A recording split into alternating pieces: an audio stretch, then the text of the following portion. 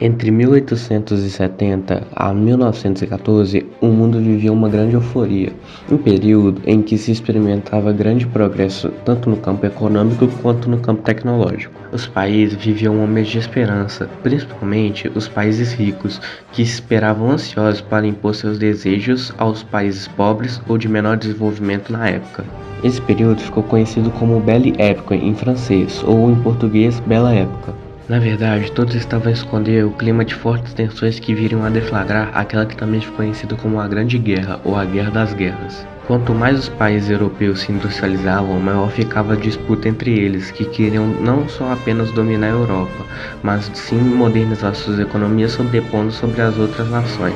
Esse clima acirrado provocou fortes tensões, pois os países industrializados disputavam os mercados de consumidores mundiais. Com a disputa entre os países pelo mercado consumidor mundial, aquilo que era apenas rumores foi ganhando cada vez mais força e se tornou real.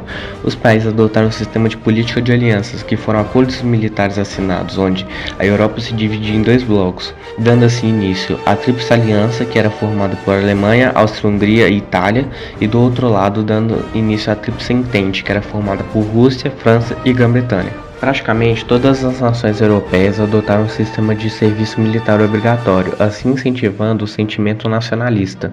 Em 28 de junho de 1914, Francisco Ferdinando, herdeiro do trono austro-húngaro, chegava às 10 da manhã na capital da Bósnia-Herzegovina. Ele e sua mulher embarcaram em um automóvel que era seguido por um comboio. 6 terroristas ficaram escondidos pela via, armados com granadas, pistolas e cianeto, para que não fossem pegos com vida. Às 10h10, um dos terroristas joga uma granada em direção ao carro de Francisco, mas a bomba erra o alvo e explode o carro de trás de Francisco, ferindo diversas pessoas. Os demais carros seguem rapidamente em direção à prefeitura. O terrorista ingere o cianeto, mas o veneno não funciona e ele acaba sendo preso pela polícia. Na prefeitura, Francisco Ferdinando faz um discurso criticando o atentado que ocorreu contra sua vida. O trajeto de Francisco foi alterado para que não ocorresse mais algum tipo de atentado. Na volta, o motorista erra o trajeto e acaba entrando na rua errada. Enquanto o carro dava ré para voltar ao trajeto, o terrorista Gavilho Príncipe, de apenas 19 anos, disparava contra o carro de Francisco, acertando o abdômen de sua esposa Sofia, e a outra bala perfurava o pescoço de Francisco. Após o atentado, começa a discussão entre o Império Austro-Húngaro e a Sérvia, acusando de dar suporte aos terroristas. Isso foi o estopim para que a guerra estourasse na Europa.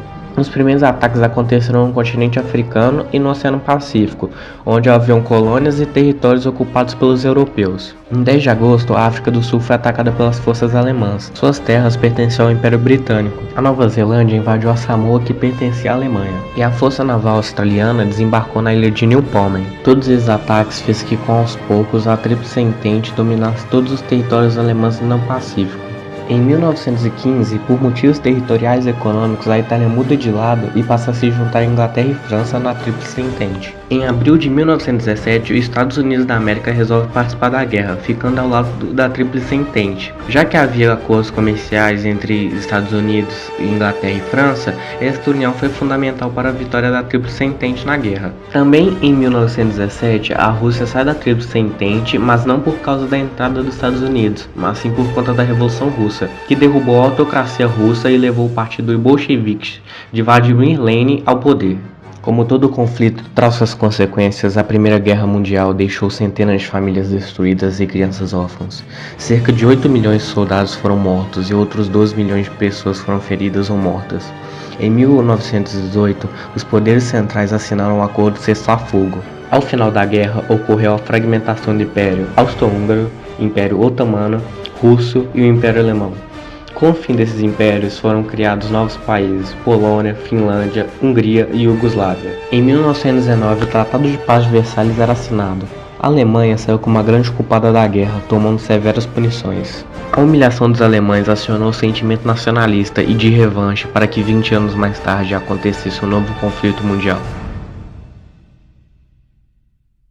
O Brasil, durante a Primeira Guerra, vivia a política café com leite, que era a alternância de poder entre os maiores estados produtores de café, que era São Paulo e Minas Gerais. O Brasil foi um dos grandes exportadores de borracha e café durante a guerra. Na época, o Brasil apenas declarou guerra à Alemanha após ter naufrágio de navios mercantes. O Brasil teve uma maior participação logística e humanitária, enviando médicos e alimentos para a Europa.